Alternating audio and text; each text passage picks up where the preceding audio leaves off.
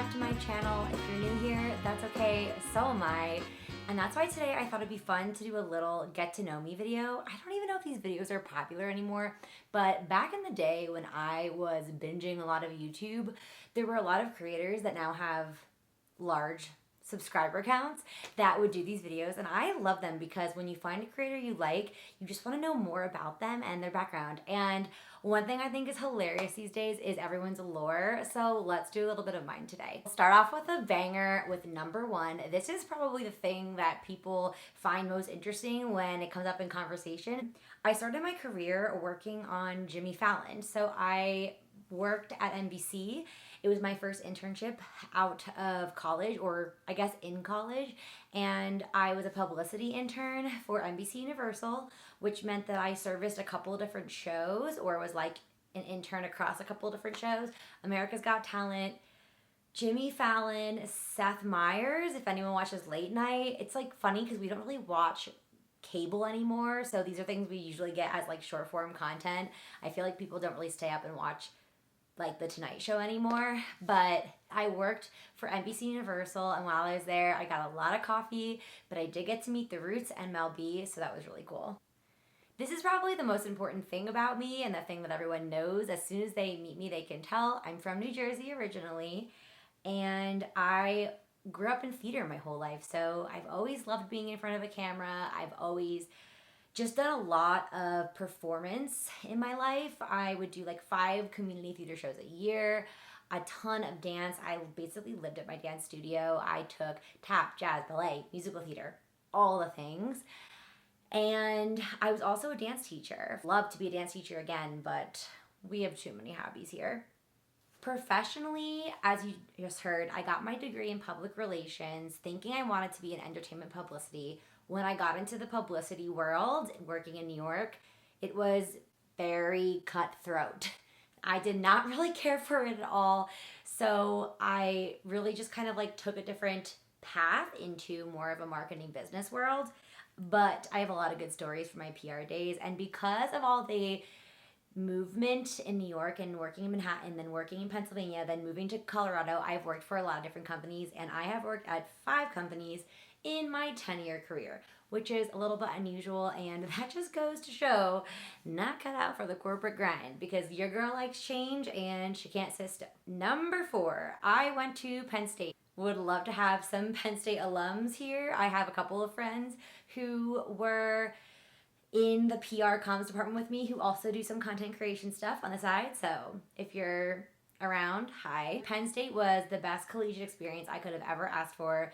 It was what I would see on TV and describe as like the quintessential college experience in every way. Big school, rah-rah, big football, party scene, great academics, so many clubs. Oh, as I'm talking about it, I'm just getting really nostalgic because I'm just getting old. I'm getting so far past the college days that it makes me miss it even more. Number 5, I grew up Lutheran, and if you don't know what Lutheran is, just Google Catholic/Lutheran history, but you probably learned in history class about Martin Luther, who is the founder of the religion. It's a Protestant religion, and one thing about me is I am deeply fascinated with high demand religion and the sensationalism of evangelical Christians these days, because I grew up in a very different environment where we were part of a community of people who just loved one another unconditionally and really just taught that God loves unconditionally, and the divine is someone who helps us and guides us and is a guidepost for our lives,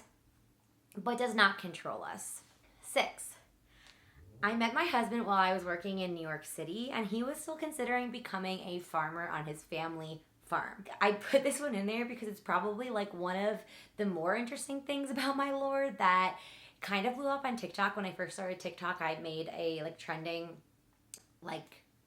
I posted a trending audio with text that said I met my husband at a bar line and thought I was gonna meet like someone on Wall Street, and instead of meeting someone on Wall Street in New York, met a farmer on a bar line. So that is what happened. He was living at school still, which was the middle of Pennsylvania. He was from a huge family farm in the northern western part of the state, and I was working in the biggest city in the country. Number 7, I'm 5'1". That is surprising to a lot of people who meet me in real life, both from my remote work job and also online. I think it's because I kind of have like tall girl energy and just like have a very tall girl personality. I just have a big personality, and maybe they assume I'm going to just be a larger presence physically, but nope, 5'1". Number 8, I am vehemently pro-choice. And if you are too, then stick around. We are two birds of a feather.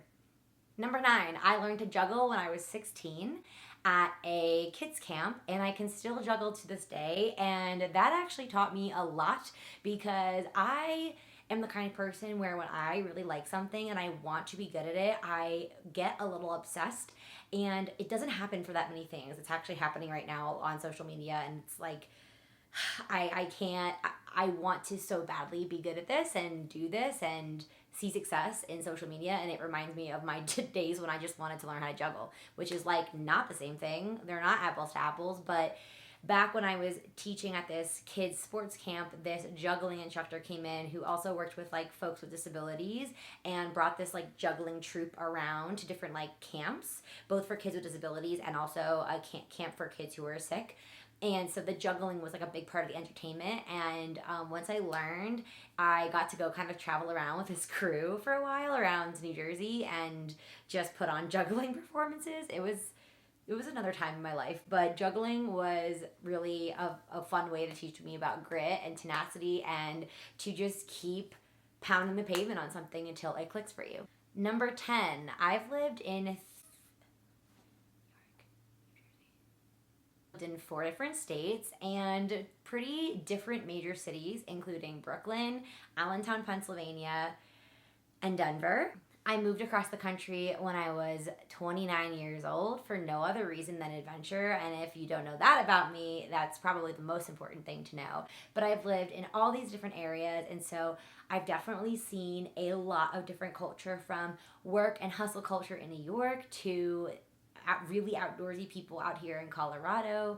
I've watched the world transition from in-person, super, super dressy, working every day, to remote, more relaxed work-life balance. It's just been an interesting way to see the world through these different lenses in all these different places. Number 11, I have one sister. She's younger, and we're extreme opposites. In fact, I call us the black and white cookie, like the ones you get at the diner that are like yin and yang. Yeah, that's all I'll say about that. We're just very, very different people, and we're still super close.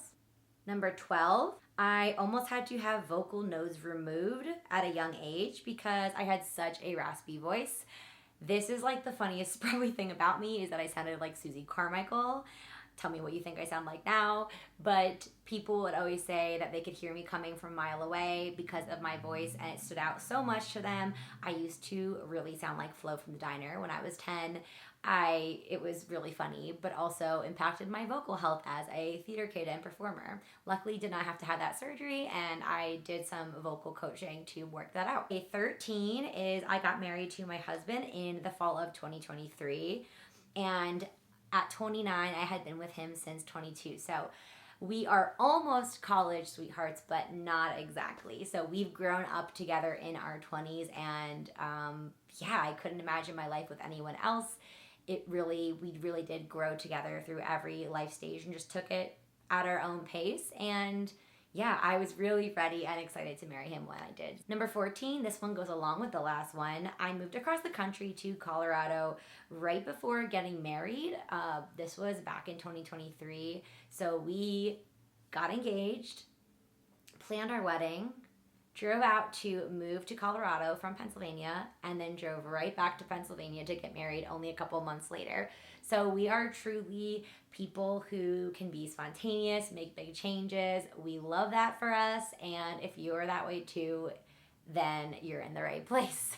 Number 15. Something about me currently is that I really badly want to grow my social platforms because I love doing this. It's a lot of fun. It's also a lot of work, so I would love to see my platforms grow with the ultimate goal of being able to help local community organizations and folks who need to be uplifted in any way, whether that be small businesses, nonprofits, you name it. I would love to be able to be a partner for businesses in the local Denver area and just share my love of the world of travel with everyone online. I know it's a very saturated space now, but it is such a desire, and it's just hard in 2025 to stand out in the content creator space. So if any of this resonated with you, I would love for you to share something about yourself. If you're coming across this video, tell me where you're from, what your favorite place you've traveled to in the last year has been, and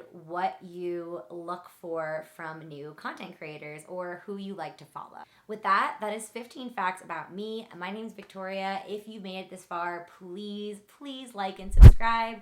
Give me some engagement in the comments, and I will leave any relevant information and links in the description box. And with that, I will see you in the next one. Bye, guys.